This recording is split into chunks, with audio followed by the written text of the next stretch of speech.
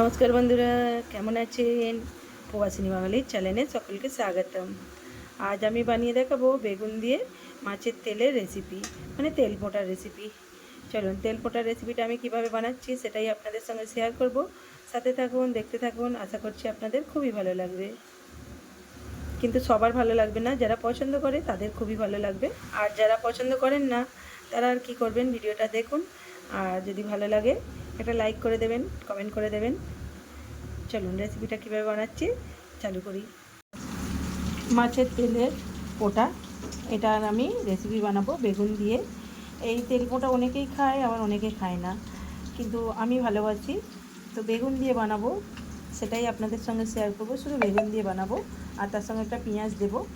তো এখানে আমি তেল পোটাটায় নুন আর হলুদ মেখে নিয়েছি, আর বেগুনটার মধ্যেও এই যে বেগুনটা এরকমভাবে কেটে নিয়েছি। আমি আধখানা বেগুন নিয়েছি, আর এর মধ্যে নুন আর হলুদ মেখে কিছুক্ষণ রেখে দেবো।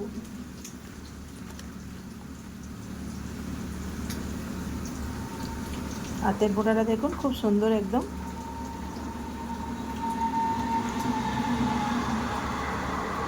এটা কিছুক্ষণ রেখে দেবো, কিছুক্ষণ পর ফিরে আসছি।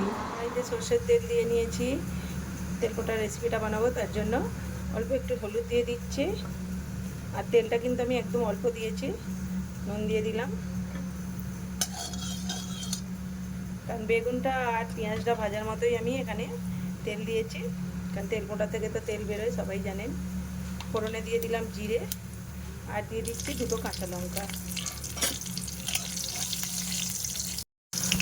ফোড়নটা হয়ে গেছে, এর মধ্যে আমি একটা বড় সাইজের পেঁয়াজ দিয়ে দিলাম।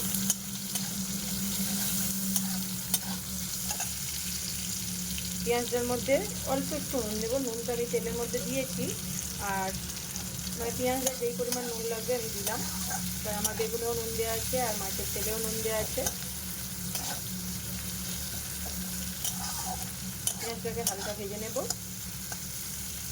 পেঁয়াজটা দেখুন আমি হালকা ভেজে নিয়েছি, নিয়ে এবার এর মধ্যে আমি বেগুনটা দিয়ে দেবো। বেগুনটা আমি পেঁয়াজের সঙ্গে ভেজে নেব।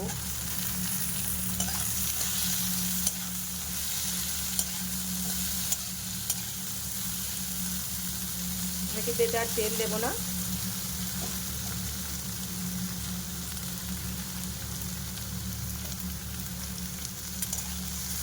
বেগুনটা ভালো করে ভেজে নেব, নিয়ে ফিরে আসছি কিছুক্ষণ পর ফিরে এলাম। এখানে দেখুন পেঁয়াজ বেশ ভালো মতো ভাজা হয়ে গেছে, বেগুনটাও ভাজা হয়ে গেছে, কিন্তু এখনও কিছুটা ভাজতে হবে। তো আমি এর মধ্যে মাছের তেলটা দিয়ে দেব। মাছের তেলটা তেলও বেরোবে, আর মাছের তেলও ভাজা হবে, আর সব কিছু ভালো করে ভাজা হয়ে যাবে।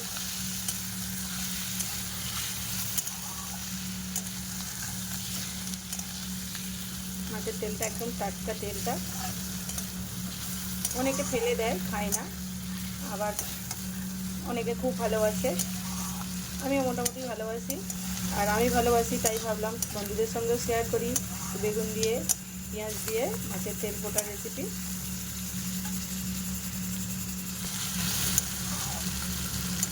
অনেকে তো মাছের তেল পোটা পছন্দ করে না, আবার অনেকে খুব ভালোবাসে।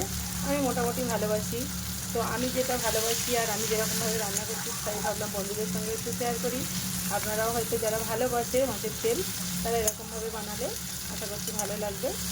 আর মাছের তেলটা তো এর মধ্যে দিয়ে দিয়েছি, দিয়ে এটা ভাজতে ভাজতে না বেগুনও ভাজা হয়ে যাবে, আর আমার কিন্তু মাছের তেল থেকে তেলও অনেকটা বেরোবে। এটা তো গ্যাসের ফ্লেমটা আমি আস্তে করে দিয়েছি, তাও দেখুন। আর দিয়ে এটাকে অনেকক্ষণ থেকে ভাজতে হবে। কিছুটা ভেজে নিই, তারপর ফিরে আসছি, আপনাদের দেখাচ্ছি। গ্যাসের ফ্লেমটা তো আমি আস্তে করে দিয়েছি, দিয়ে এটাকে ভাজছি। দেখুন এটাকে তেলও ছেড়েছে, এখনও কিন্তু এটা ভালো করে ভাজা হয়নি। আর বেগুনগুলো দেখুন অনেকটা ভাজা হয়ে গেছে। আমার কিন্তু আলাদা করে আর বেগুনটা বেশি করে ভাজতে হলো না। আর এটাকে আমি একদম গ্যাসের ফ্লেমটা আস্তে করে দিয়ে ভাজছি, ভালোভাবে ভাজাও হয়ে যাবে। আর এবার এর মধ্যে আমি, যেহেতু কিছুটা ভাজা হয়ে গেছে, তাই আমি এর মধ্যে কিছুটা লঙ্কার গুঁড়ো দেবো। কাঁচা লঙ্কা তো দিয়েছি, আর অল্প একটু জিরের গুঁড়ো দিলাম, দিয়ে এর সঙ্গে মিক্স করে নেব, নিয়ে আবারও কিছুক্ষণ ভেজে নেব। এতে কালারটাও সুন্দর আসবে আর একটু ঝাল ঝাল চটপটাও হয়ে যাবে।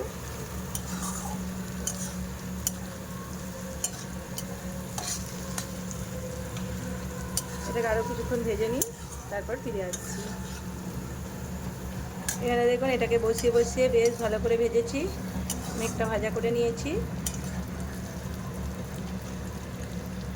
এবার এর মধ্যে আমি অল্প একটু ধনিয়া পাতা দিয়ে দেব, দিয়ে আবারও ভালো করে মিক্স করে নেব, নিয়ে এটাকে আমি নামিয়ে নেব।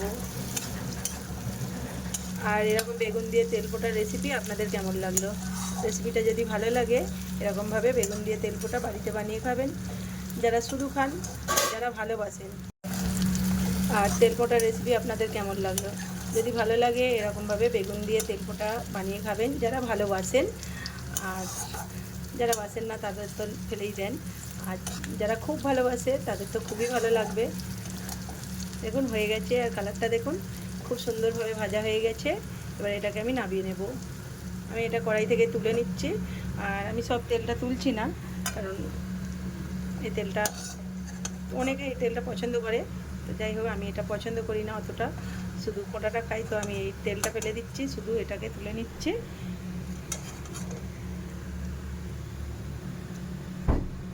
দেখুন আমি নামিয়ে নিয়েছি তেলপোটা রেসিপিটা, আর দেখতেও বেশ সুন্দর লাগছে, খুব সুন্দরভাবে ভাজা হয়েছে। আপনাদের কেমন লাগলো? যদি ভালো লাগে একটা লাইক, একটা কমেন্ট, খুব যদি ভালো লাগে একটা হাইপ করে দেবেন। আর আজকের রেসিপিটা আমি এখানেই শেষ করছি, আবার দেখা হবে নতুন একটা রেসিপি বা নতুন একটা ব্লগের সঙ্গে। সকলে ভালো থাকবেন, সুস্থ থাকবেন, সাবধানে থাকবেন।